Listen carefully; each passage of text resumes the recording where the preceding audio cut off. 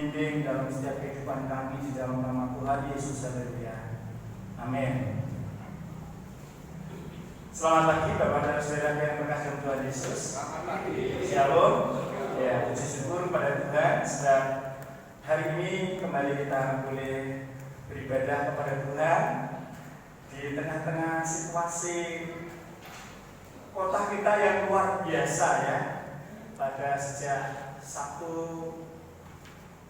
Jumat ya, Jumat malam sampai dengan Sabtu dini hari dan Sabtu sepanjang hari diguyur hujan luar biasa sehingga kota kita di bagian utara terutama ya, di bagian jalan Majapahit ke sana itu banyak yang mengalami banjir ya, dan juga di bagian atas ada yang mengalami tanah longsor. Ya, kita turut prihatin. Ditambah juga program 2 hari di rumah saja ya. 2 hari di rumah saja oleh Pak Gubernur yang sungguh sebagian orang juga merasa agak berat, terutama yang sehari kerja, sehari untuk makan, sehari kerja, sehari untuk makan. Ya, mungkin yang seorang pegawai negeri maupun swasta yang memiliki penghasilan tetap ya tidak terlalu terasa ya kalau 2 hari di rumah. Kecuali 2 bulan di rumah, berat ya, 2 bulan di rumah. Nah, ada beberapa jemaat Tuhan, anggota gereja kita yang juga mengalami kebanjiran ya. Beberapa mengalami kebanjiran, siang-siang keluar nggak bisa ya, pakai sepeda motor, banyak yang jalan-jalan yang masih banjir.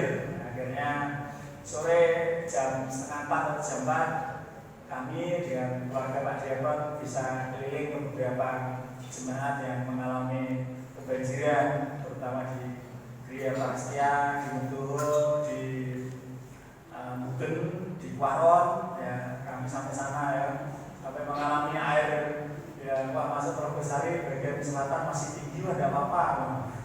Ke sana, semakin dalam, akhirnya sampai di Giant dan jembatan 5 itu tidak bisa lewat lagi karena semua motor, mobil setinggi di atas lutut, jadi harus putar balik. Jadi kami coba putar sampai Nalas Tua, lewat jembatan nggak bisa Pak, sepinggang ditutup, harus naik ke Bangketayu.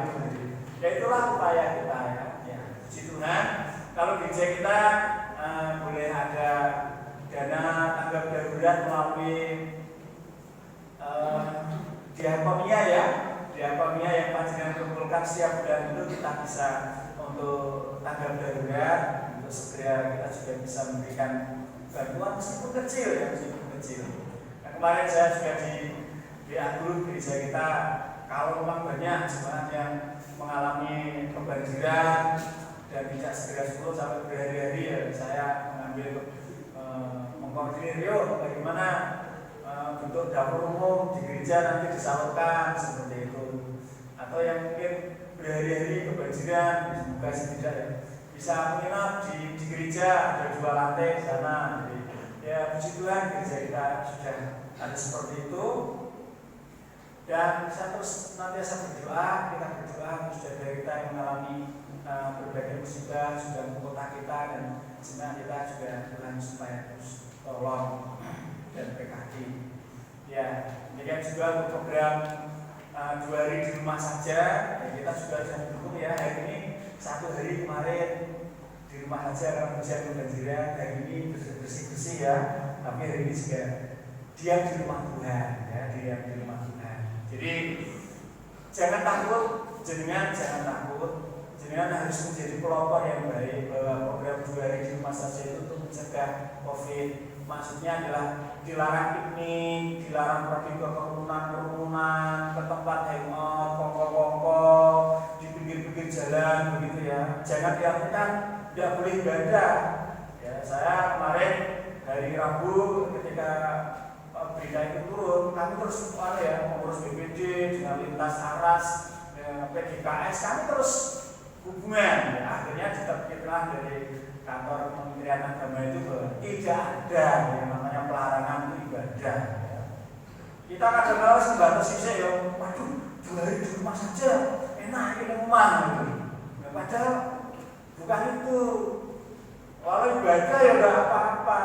Nah, ibadah Seringkali kita mau batasi, pokoknya yang malas-malas itu ya olahraga yang masih olahraga. Jadi kita harus memiliki semangat, kita harus jadi pelopor bahwa piknik, pokok-pokok nggak boleh itu, bukan berarti yang gereja nggak boleh, nggak ada. Pemerintah juga nggak ada pemerintah untuk tidak ibadah seperti itu ya. Jadi itu kalau besok Sabtu dan Minggu diperpanjang lagi, jangan harus memberikan berita yang menyejukkan orang pokok. Sabtu dan Minggu ngarep lah itu piknik orang itu pokok-pokok yo ora apa-apa. Nek gereja ya tetap jalan. Amin ya. Saya amin sih. Amin. Yang kebajikan juga sudah bisa ke gereja juga. Ya, puji Tuhan dari 10 jemaat yang mengambil keputusan, 1 menggabungkan diri, yang 9 siap dibaptiskan. Hari ini tadi semuanya sudah mengikuti pertemuan pertama kelas baptisan. Panjenengan semua perlu mendukung ya, supaya kita terus mengikuti yang kelas baptisan ini. Kalau saya ngajar yang baptisan nggak boleh 1 kali pun ada yang ngomong ya. Yang saya ajar nggak boleh 1 kali pun ada yang ngomong. Ulang nanti saya memberikan kesempatan. Jadi kesempatan dia jangan diambil. Ikuti prosesnya. Jangan aku belum mikir tapi aku belum prosesnya. Oh itu gereja harus malah jenengan malah gereja. Seperti itu ya. Saya selalu katakan kalau ada semua yang ngatur ini jenengan malah gereja kok gereja malah jenengan malah gereja. Ya, itulah Bapak Ibu, kita harus ikuti semua yang dibaptiskan 9 orang tadi, harus siap besok Minggu. Dan pokok agar orang gereja ditutup.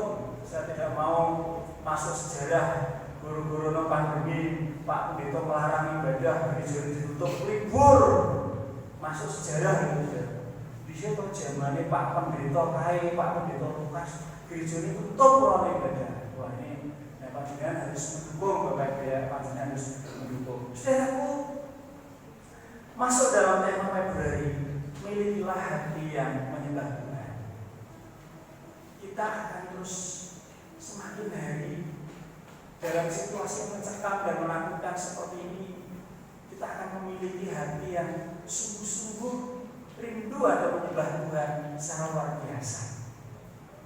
Dan keinginan selalu bersekutu dengan Tuhan, itulah khotbah pertama saya di bulan Februari ini untuk mendukung tema miliki hati yang menyembah Tuhan.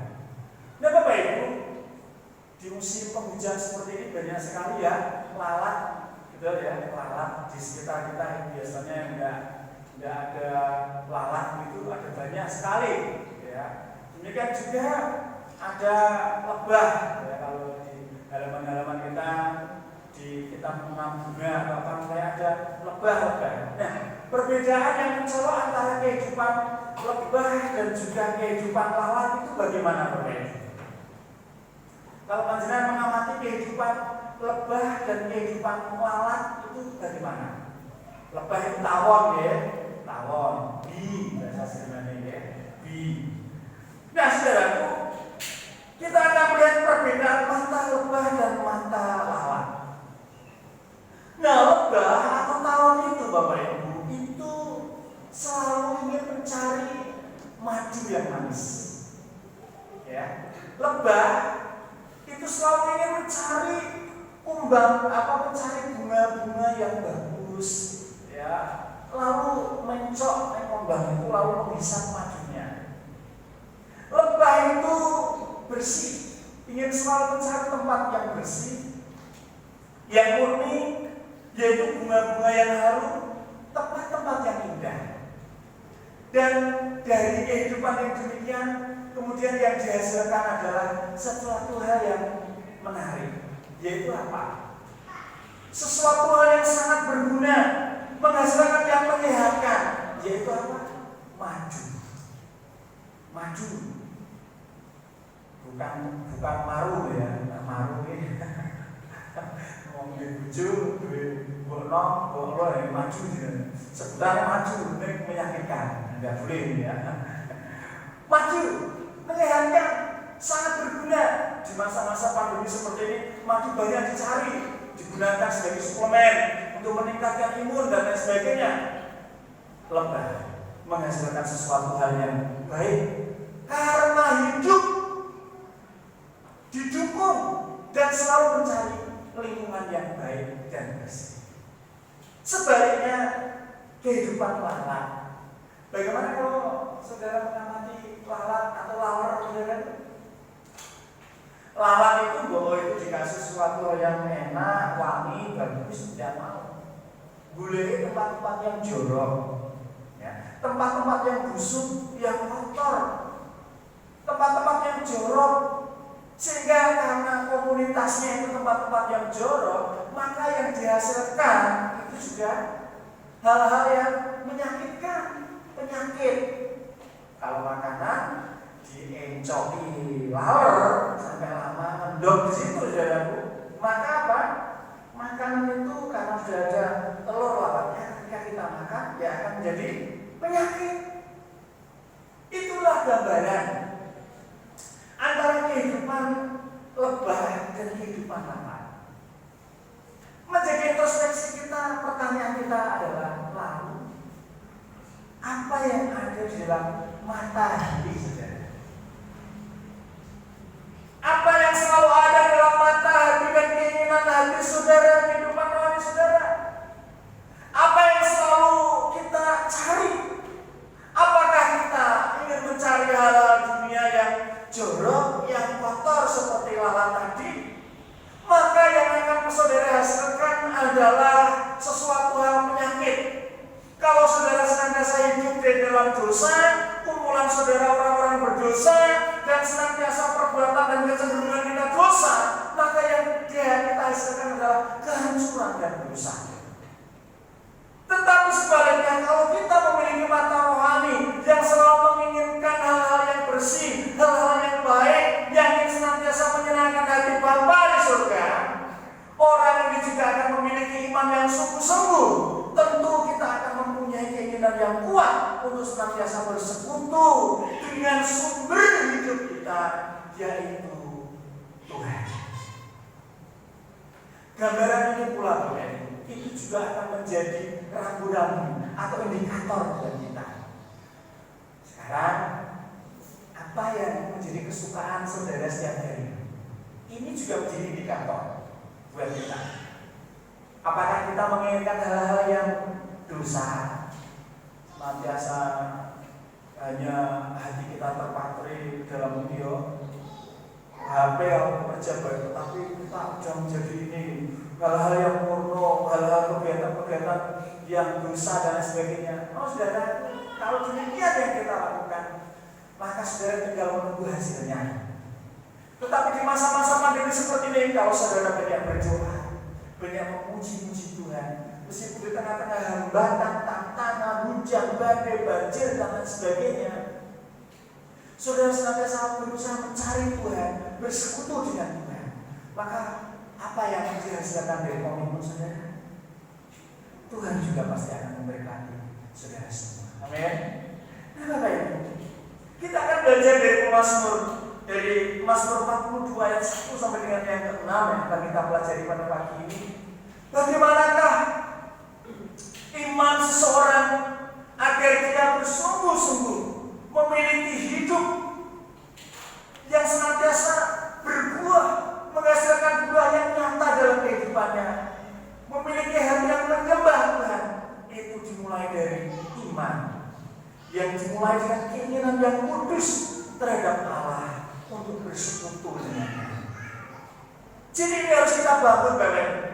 Mata hati kita, mata rohani kita, supaya terus senantiasa tertuju hanya kepada Allah Bapa.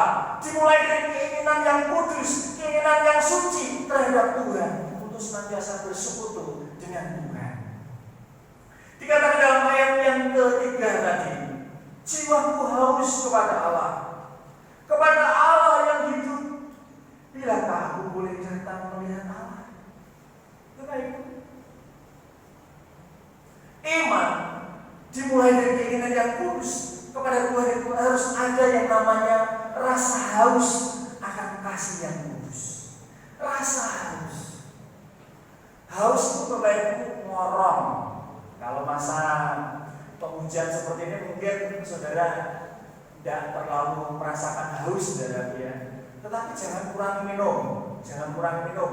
Meskipun habis minum hawa pengen kencing, habis minum hawa pengen kencing, tapi minumlah di musim-musim seperti ini untuk meningkatkan imun tubuh saudara. Banyak minum saudara. Nah, kalau saudara berjalan di padang belantara sudah kehabisan bekal air, tidak ada sumber air dan merasakan kepanasan, apa yang ada dalam benak saudara, hati saudara, kerongkongan saudara? Ngorong, bahasa Jawanya ngorong, ngelak, ngorong yang sangat dahsyat. Kalau saudara kekurangan air di sini kering itu seperti mencekik. Karena tubuh kita memerlukan air, maka kalau kekurangan air itu akan menghisap air yang ada dalam tubuh saudara itu sendiri. Maka saudara akan merasakan kehausan yang sangat. Nah, Bapak Ibu, seperti pemazmur mengatakan bahwa ketika kita ada keinginan untuk berdekat dengan Tuhan, kita itu adalah memiliki rasa haus akan kasih yang kudus seperti itu. Seorang Kristen harus memiliki rasa haus dan keinginan yang kuat untuk senantiasa bersekutu dengan Tuhan dan bukan menghindarinya. Jiwaku haus kepada Tuhan dan merindukan Allah yang hidup. Saudaraku, pemazmur mengungkapkan keinginannya yang begitu membara ketika dia terhalang oleh keadaan lahirnya untuk menanti-nantikan Allah. Ketika ia diusir dari tanah Yudea ke Yordan dan jauh dari bait Allah, pemazmur merasakan yang biasanya bisa bersekutu, memuji, menyembah Tuhan, mempermuliakan nama Tuhan, jiwanya bisa dipuaskan dengan menyanyi, memuji, menyembah Tuhan, dan dia beroleh kelepasan. Dan sementara dia terusir oleh karena keadaan jauh dari persekutuan orang-orang percaya. Ketika penghiburan batin yang dahulu selalu dirasakannya di dalam Allah, kemudian ditarik atau diambil daripadanya, maka dia sangat merindukan Tuhan yang luar biasa dahsyat. Apakah kerinduan yang demikian juga saudara miliki ketika di musim pandemi seperti ini yang hampir 1 tahun berlangsung, saudara? Kemarin Januari pandemi sudah 1 tahun ya, ulang tahun 1 tahun ya. Pandemi bilang jangan diucapi, nanti senang dia, nggak lewat-lewat. Nah, saudara, 1 tahun Wuhan sudah bebas dari pandemi seperti itu, tetapi di tempat kita malah semakin tinggi, merebak. Kegiatan kita serba dibatasi, kegiatan kita serba tidak bisa bebas seperti dulu yang biasa setiap saat bisa ke gereja kapan saja. Sekarang kita KPB juga dibatasi, PPKM semoga sampai besok tanggal 8 tidak diperpanjang lagi dan sebagainya. Kita yang biasa KPB bisa bersekutu bersama, bisa ya makan ala kadarnya bareng-bareng, kita menjadi terputus, menjadi tertunda. Nah, apa yang dilakukan pemazmur dengan rasa hausnya seperti itu, Bapak Ibu? Dia mengatakan ia merindukan Allah. Dia haus akan Tuhan. Ketika kita biasanya bisa memuji Tuhan, mempermuliakan nama Tuhan, tetapi kita saat ini sedang ditahan dalam kondisi yang demikian, kita merasakan kehausan, kelaparan akan Tuhan. Orang yang sungguh-sungguh memiliki hati dan memerlukan Tuhan, memerlukan seorang sumber penolong dalam hidupnya, tentu merasakan kehausan yang demikian dahsyat. Ketika kita dipisahkan oleh keadaan yang demikian, pemazmur kemudian mengarahkan pandangannya kepada Allah yang hidup, yang merupakan sumber kehidupan bagi orang kepunyaannya. Inilah yang harus kita bangun, bahwa kita harus mengarahkan hati kita, pandangan kita. Dan bagaimana besarnya keinginan itu, Bapak Ibu? Bagaimana besarnya keinginan pemazmur untuk bersekutu dengan Allah? Jiwanya yang haus dan rindu itu seperti seekor rusa yang kepanasan dan yang kehausan, yang sedang diburu-buru sungai yang berair untuk segera merengkuhnya, untuk segera menghisapnya, supaya keinginannya dipuaskan untuk merengkuh air kehidupan itu, Bapak Ibu. Nah, saudara, demikian dengan ciri iman yang bertumbuh, ciri iman yang senantiasa bertumbuh di dalam Tuhan, itu ada keinginan yang kuat untuk terus senantiasa memiliki kemauan dan tekad yang kuat untuk bersekutu dengan Tuhan. Nah, pertanyaannya adalah, so adem ya, adem di luar hujan, main berangkat ke gereja, hujan, repot, rumah kebanjiran, belum bersih dan lain sebagainya. Apa yang harus kita lakukan? Ya, nek bersih-bersih itu ya dimaklumi, engko sore sing ibadah sore dan lain sebagainya. Tetapi kalau di rumah hujan-hujan seperti ini, dingin-dingin seperti ini, kanca-kanca kebanjiran apa yang manca kemul, minggu-minggu manca kemul, enaknya rumah seperti itu, saudara. Dipertanyakan, apakah dia memiliki mantel bah atau memiliki mantel lalat? Dipertanyakan keinginan kerinduannya, apakah dia sudah menunjukkan ciri orang yang menunjukkan kasihnya kepada Allah, bersekutu dengan Tuhan sebagai sumber utama kehidupannya.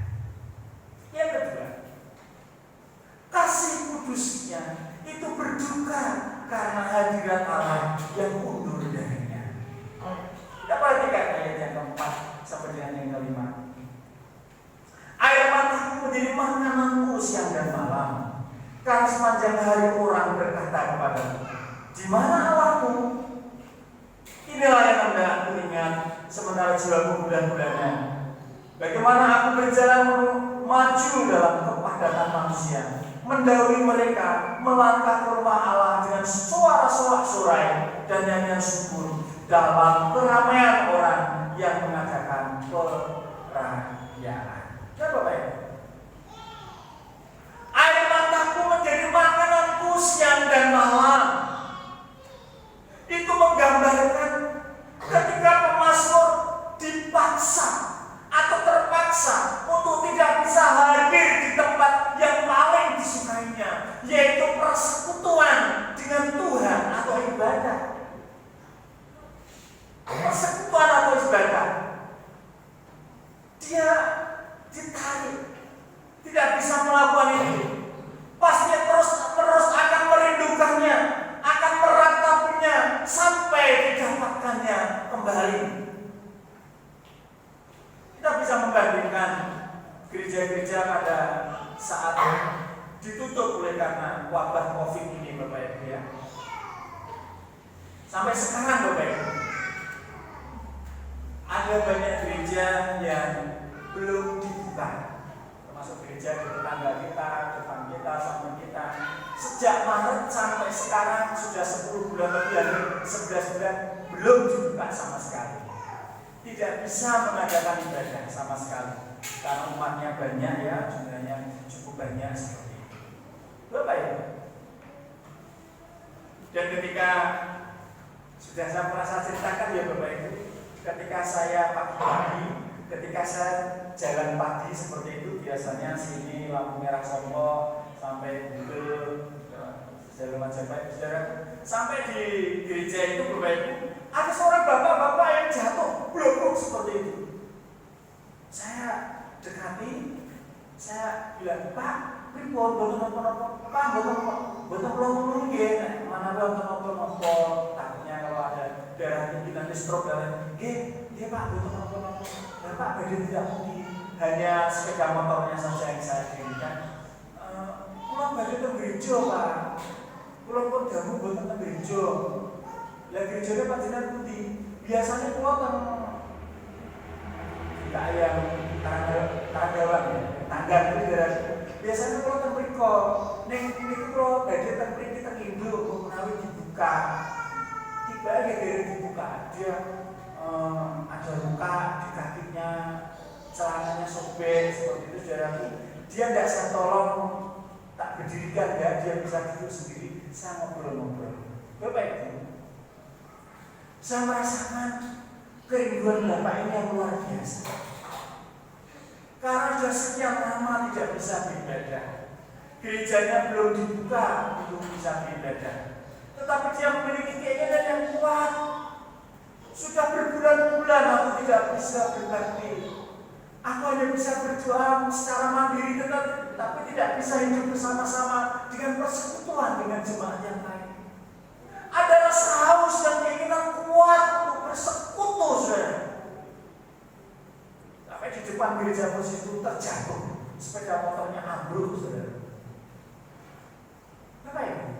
Saya menyadari dia mungkin saat itu sedang mengalami permasalahan yang berat, dan dia rindu dengan bersekutu memuji Tuhan bersama-sama di antara jemaat-jemaat Tuhan. Di dalam persekutuan dia beroleh penghiburan, dia beroleh siraman rohani, dia boleh mendapatkan berkat firman Tuhan yang boleh menyegarkan jiwanya.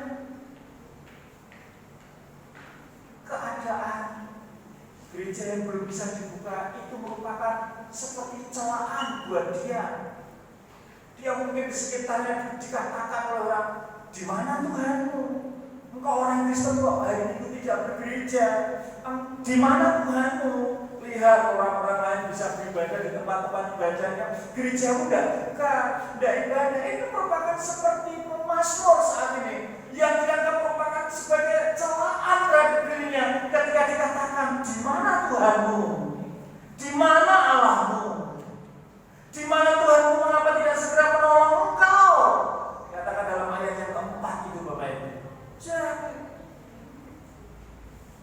Dia mengalami celaan karena ia tidak bisa bersama dengan tabut perjanjian atau tanda kehadiran Tuhan. Karena Allah tidak segera bangkit untuk membebaskan, untuk menolong umatnya, dia berpikir pemazmur dianggap sebagai satu celaan. Karena Allah tidak segera membebaskan, tidak segera menolong. Nah, untuk menghadapi yang demikian, Bapak Ibu, langkah apa yang semestinya harus diambil oleh setiap orang-orang percaya? Kenangan-kenangan kebebasan dan kenikmatan yang dahulu dirasakan seperti pemazmur. Tekad yang dimiliki untuk bersekutu dengan saudara-saudara seiman dimiliki kembali. Saya masih ingat Bapak Ibu ketika tahun 99, tahun 2000 saya pelayanan di perintisan di Tanjung Sari, Bapak Ibu sudah saya ceritakan Bapak Ibu. Ada seorang istri yang datang ke gereja itu, Bapak Ibu, tiba-tiba minta izin ke masih saudara Mbah Umam. Dek, aku tak salah ya. Tadinya dia bawa capek, bawa pakaian yang buruk, bawa borsak itu, lalu bawa cangkul, saudara. Dia mengatakan, dek, aku tak mau salah ya. Kemudian dia ikut ibadah. Di akhir ibadah, saya tanya, karena belum saya sambut, saudara, saya tanya, Bu, panjenengan sinten? Kula Bu Siti, Pak, Thomas. Waktu itu saya masih bujang, saya bujang. Kula Bu Siti, Mas. Kula nggih tasih sederek kok kalih mriki. Kula niku riyen Kristen. Kula tahun 70-an sampai 80-an kula niku Kristen. Dan kemudian kula nikah agama lain, kula ndekne bojone kula, nanti agama lain. Nang selama kula ninggalke Gusti, Pak, jiwa saya hancur. Kula kepengin teng gereja, nang bojone kula melarang.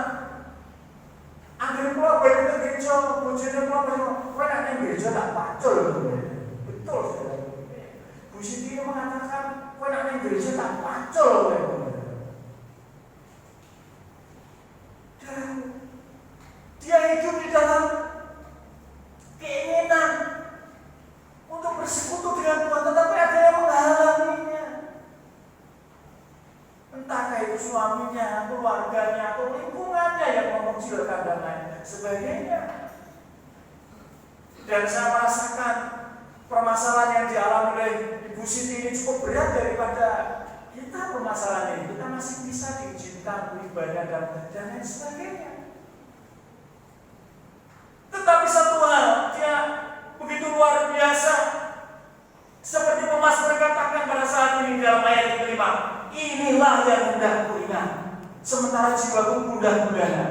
Bagaimana aku berjalan maju dalam kepadatan manusia, mendahului mereka, melangkah ke rumah Allah dengan sorak-sorai dan nyanyian syukur dalam keramaian orang-orang yang mengadakan perayaan. Pemazmur teringat akan kasihnya yang mula-mula. Ketika sementara ini oleh karena pandemi COVID, oleh karena keadaan memisahkannya, dia kembali teringat akan semangat dan kasih mula-mulanya terhadap Tuhan. Bagaimana Tuhan telah memanggilnya, bagaimana Tuhan telah memilihnya, dan dia memiliki tekad dan semangat yang kuat untuk terus mengasihi Tuhan. Kemudian dia ingat, ia melangkah ke rumah Allah. Raja Daud juga seperti ini tekadnya. Meskipun dia seorang raja, tetapi dia rajin beribadah, melayani Tuhan.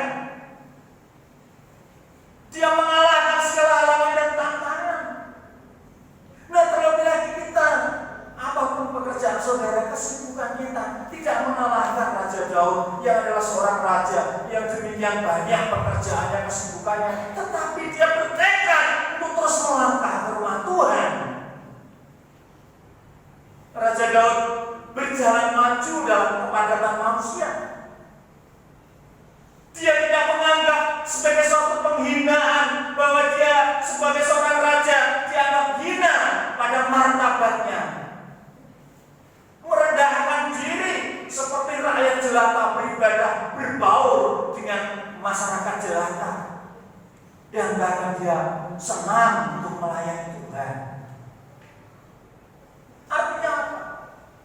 Di hadapan Tuhan, pangkat dan derajatnya Raja Daud yang seorang raja ditanggalkan kehormatannya, kekayaannya, ditanggalkan di hadapan Tuhan. Dia melepaskan martabatnya untuk senantiasa mencari kesenangan Tuhan. Kemudian dia melangkah dengan sorak-sorai dan nyanyian syukur, di mana hal ini mengungkapkan dan mengumandangkan sukacitanya secara lantang, memuji-muji bagi Allahnya. Keinginan yang kuat, yang luar biasa terus senantiasa mempermuliakan nama Tuhan di tengah-tengah situasi yang mungkin menggemparkan, di tengah situasi yang mungkin menakutkan, pelarangan dan lain sebagainya.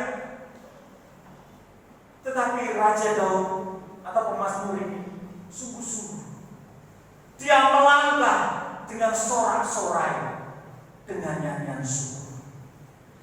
Dia pergi untuk memperingati hari-hari suci dengan hikmat,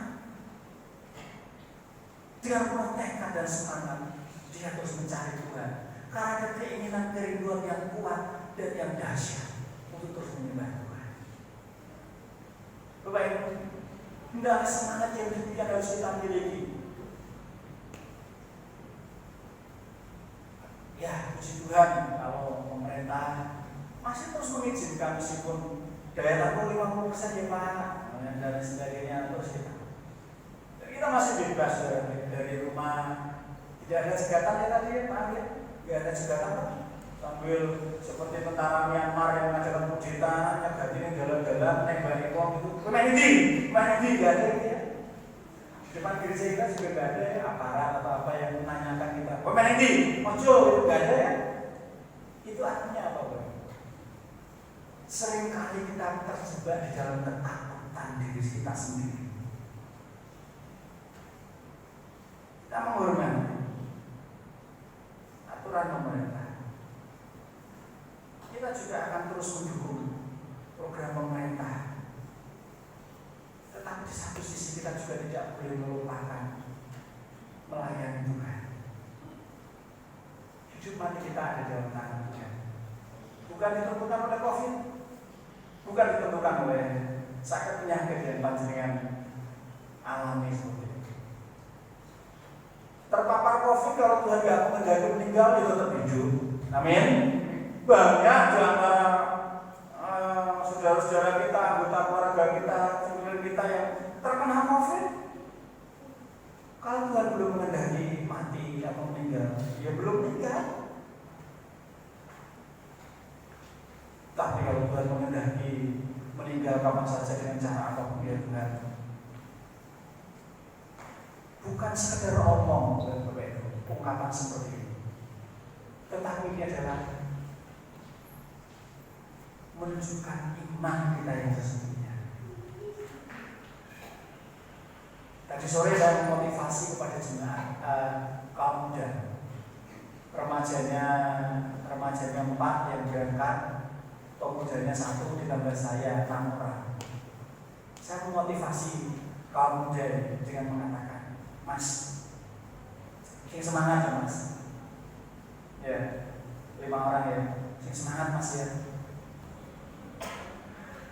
Semuanya musim-musim seperti ini, kondisi ini begitu luar biasa ya.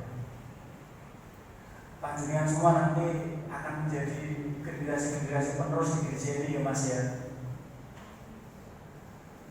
Tidak selamanya Pak Lukas nanti akan bersama jenengan. Buat Pak Lukas pensiun, meninggal, atau pindah pelayanan dan sebagainya. Tetapi Pak Lukas senantiasa motivasi. Jika ada jemaat, Pak, tetap ibadah Pak, ya ibadah tuh Pak.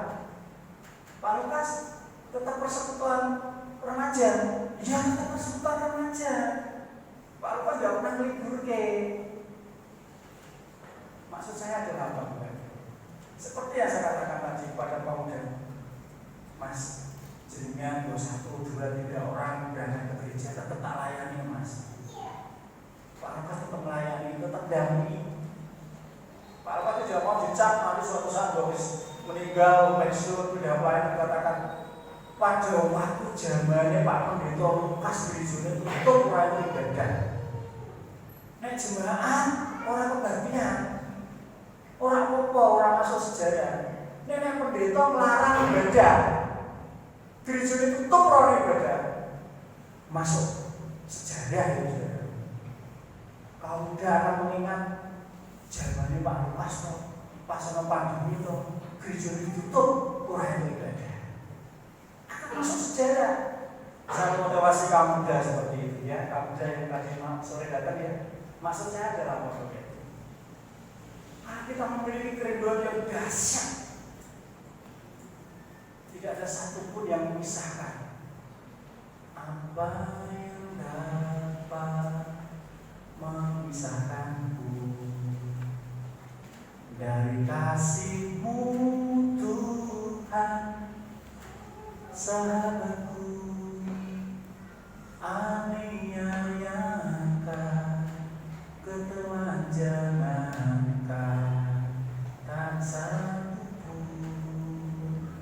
Tak satu pun. Bapak Ibu, jangan dikira masalah pandemi ini sesuatu yang biasa-biasa saja. Tetapi masa-masa inilah dikatakan Tuhan sebagai masa penantian. Akan ada orang yang sejak takut ada pandemi sampai nanti meninggalnya nggak ke gereja lagi, banyak. Sudah dibuatkan oleh Tuhan yang kemarin saya share. Nanti keadaan sebelum pandemi dan setelah pandemi ini akan berbeda. 20 sampai 25% jemaat yang dulu setia sebelum pandemi, saat setelah pandemi nanti akan berbeda. Ada banyak di antara kita akan ada yang namanya ketakutan atau fobia yang berlebihan. Inilah yang harus kita perangi, Bapak Ibu. Di saat seperti inilah kita harus membuktikan iman kita diuji. Apakah kita hidup dengan ketakutan kita, ataukah kita hidup penuh berserah kepada Tuhan? Iman kita sedang diuji perawan besar. Beberapa hamba Tuhan di kalangan bulan baptis kemarin sudah mulai pindah pelayanan, alih profesi karena jemaat yang di lainnya tidak ada ibadah, itu mulai habis dan lain sebagainya, mulai membuka counter online, jualan ini, jualan itu, usaha ini, usaha itu dan lain sebagainya. Tidak menutup kemungkinan Bapak Ibu. Kita tidak tahu kapan berakhirnya semua ini. Bahkan ketika vaksin juga sudah diberikan kepada semua rakyat Indonesia. Bukan jaminan COVID ini langsung diangkat. Kalau kita mengatakan aku akan ke gereja nek COVID wis hilang, terus kapan hilangnya? Apakah selama COVID berlangsung itu berarti kita kehilangan persekutuan kita dengan Tuhan dan dengan saudara-saudara seiman? Bersyukur kalau saudara di rumah tetap punya hubungan yang erat dengan Tuhan, dengan misbah keluarga dan lain sebagainya. Dan yang terakhir bahwa kasih yang kudus yang hanya berharap kepada Tuhan diungkapkan, mengapa engkau tertekan hai jiwaku dan gelisah di dalam diriku. Berharaplah kepada Allah, sebab aku akan bersyukur lagi kepadanya, penolongku dan Allah. Mengapa engkau tertekan hai jiwaku? Aku tidak ketika kita berada dalam kehidupan yang demikian, ketika kita merasa jiwa kita tertekan, jiwa kita takut, berarti aku tidak menghormati Allah dengan kemurunganku. Orang yang murung, orang yang takut, mengasihani diri, tidak berani bertindak kepada Tuhan, itu sama dengan tidak menghormati Allah. Dan penyembuhnya adalah apa? Penyembuhnya adalah keyakinan akan kepercayaan kita kepada Tuhan, adalah penangkal yang jitu, yaitu dengan cara bagaimana kita harus senantiasa berharap kepada Allah, berpegang hanya kepada Dia yang menjadi sumber kehidupan dan pertolongan kita, serta bersyukur kepada Tuhan di dalam segala keadaan atas pertolongannya, atas semua kebaikannya, atas semua berkat-berkatnya, termasuk atas peristiwa yang terjadi saat ini. Kita harus seperti Ayub yang mengatakan, jaga mulutmu istriku, engkau mau yang baik saja dari Tuhan, tetapi tidak mau yang kesengsaraan. Artinya apa, Bu? Mengikut Tuhan itu penuh dengan resiko. Jangan kita mau yang baik-baik saja, tetapi tidak mau yang tidak baik. Ketika kemelaratan, kemiskinan, penderitaan, sakit penyakit, ataupun tekanan pencobaan datang, kita meninggalkan Tuhan. Maka firman Tuhan hari ini, bagaimana kita bisa memiliki hati yang menyembah Tuhan, maka kita harus ada keinginan yang kuat untuk senantiasa bersekutu dengan Tuhan. Amin. Mari kita berdoa. Kita akan merenungkan firman Tuhan ini, di tengah situasi yang mungkin serba menggemparkan, menakutkan seperti ini. Apakah goncang iman kita? Apakah mulai luntur iman kita? Apakah mulai ada ketakutan dan keraguan di dalam hidup kita, di dalam mengikut Tuhan?